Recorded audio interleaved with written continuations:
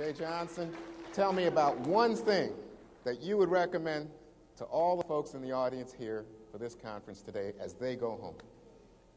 Juan, I'm tough. I'm not a one-thing person, but I'll try.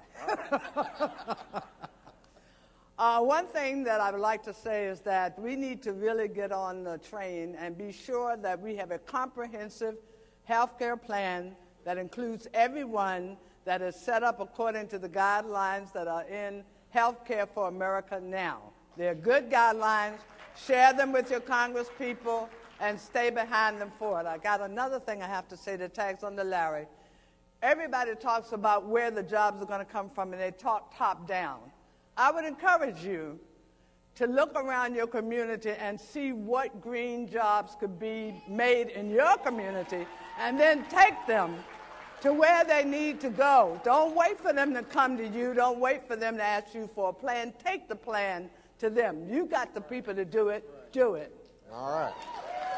Reverend Turman, is there one thing that you would advise these folks as they go back home? Well, there's two. First, we need to stop prioritizing banks, bankers, and institutions that believe in private profits, but ask the public to pick up the bill when things don't go right. But the second thing is I think we need a Marshall Plan for our people and for our neighborhoods. The beloved community that Dr. King spoke of so often requires of us that we invest in the community, that we invest in the building blocks like well-maintained roads and bridges and effective mass transit and quality public schools and neighborhood health services and decent, affordable housing. All of these things, including a greener energy policy, can mean new jobs and more jobs which could be located in the cities. But I want to make sure we understand that investing in people, it means more than just seeing them as laborers.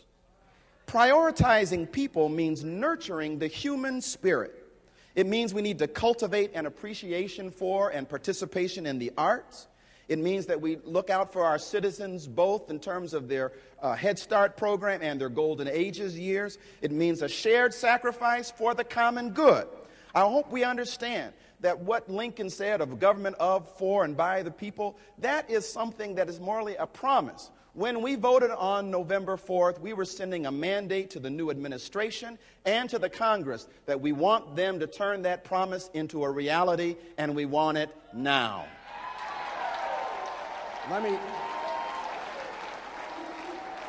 What you're talking about are things that would be done by the people in power, but I'm talking to you about the people here today. What can they do as they go back home to help their communities? Too often, I think that we assume that government will hear us and do it for us. I think the town hall meetings that we were holding up to the elections are the meetings we still need to have. We need to bring the community together and bring our elected representatives right there to those meetings to hear clearly what we want and when we want it. So much. Arlene Holt-Baker, is there one thing that you would recommend to these people, these caring, politically conscious folks who are here this evening with this Realizing the Promise Forum? Is there one thing you would recommend to them to do? Absolutely, Juan, there is. I would say that we must ensure that we share in this prosperity, and the way that we can do that is that workers in this country should have the right to freely form and join unions, and I would ask you to support the passage of the Employee Free Choice Act. What we know is there is an advantage to being in a union, particularly for women and people of color. African Americans are more likely to make 30% higher wages when they're in a union. Latinos are more likely to make 47% higher in wages. And union workers are more likely than not to have health care and to have pensions.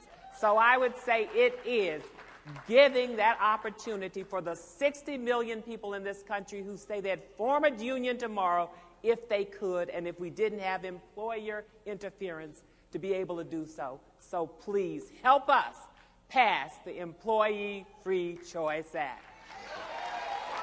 Now, one of the themes that came through as we heard about jobs, as we heard about health care, as we heard about organizing and having town hall meetings, was the notion of trying to get our elected officials to listen. So let me go to the elected officials here on the panel and ask, on which of these suggestions are you willing to engage the people who are here for realizing the promise? Congressman? Well, I'm willing to engage on every single one of them because we have to do every single one of them. But I'd like to take the other question and ask you to do this one thing when you go back to your communities. Keep doing exactly what you did that brought you to Washington today, that elected a community organizer on November 4th as President of the United States, because you're obviously doing something right. And I want to do a shout out to Bridge from Baltimore for the work that they're doing. But do this, and this is critical. Figure out what universe you occupy. Identify your universe, and then maximize the positive impact you can have in your universe. I know in Washington, part of the problem, and this is a human trait, is everybody's trying to always get into somebody else's universe, and they don't pay attention to their own. Identify your universe, maximize the impact in your universe, and know this, and this is hard to get your head around, but it's true. Your universe is just as important as Barack Obama's universe, and your role and your impact in your universe, whether your universe is as a parent, as a father, as a mother, as a community organizer, whatever it is, and you can occupy many universes, your impact in that universe is just as important as the impact that our next president is going to make in his universe. So thank you for what you're doing. Congressman Gutierrez, again, we come to this idea, having heard an agenda put forward in this round table for all the people here today, which of these appeals to you as something that you can work with community activists to achieve? Actually, Juan, all of them. I think they're all critical and essential. I think I am honored and pleased to be with such a great panel and with such a great audience of people. I mean, it speaks about the depth and the importance about what we're speaking about. And let me just, because time is short, let me just say the following to push up, to follow up. In the 1850s and 1860s in this country, people came and they called them dirty and ignorant and un-American and Catholic, and they were talking about the Irish when they came here as immigrants to this country.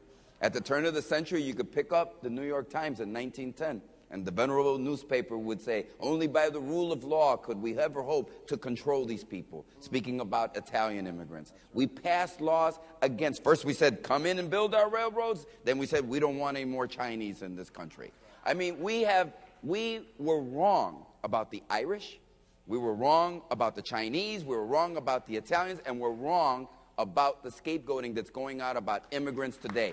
They all come to work hard, to sweat and to toil and to make America. And so what I say to all of us, the way they stopped it was when people like you demanded that the government pass fair laws. So let's all work together. Let's all work together now, together across our communities, especially to our faith-based organizations. Because we all know, as I look at the struggle for voting rights and civil rights of the African-American community, I see the church. And that is always the Reverend Martin Luther King. Let's go back to that instant. We may not control the banks. We may not control the hospitals. We may not control those that build houses. But bless us, we control our religious institutions. Let's go back to that faith-based institutions and work together. Thank you. And on that note, let us conclude this first roundtable by turning to Reverend Turman and asking about those religious institutions and what they can do. And what did you take away from this roundtable as you go back to Detroit? Well, I think I'm challenged, and I hope that people of faith in this room are challenged, to make sure that our faith moves beyond the walls of the church or the walls of the synagogue or the walls of the mosque. It is easy to be holy and right with God as long as you're inside the room. But I believe that God's creation demands redemption, and our involvement in the world outside the walls is what's going to make faith real for a lot of people.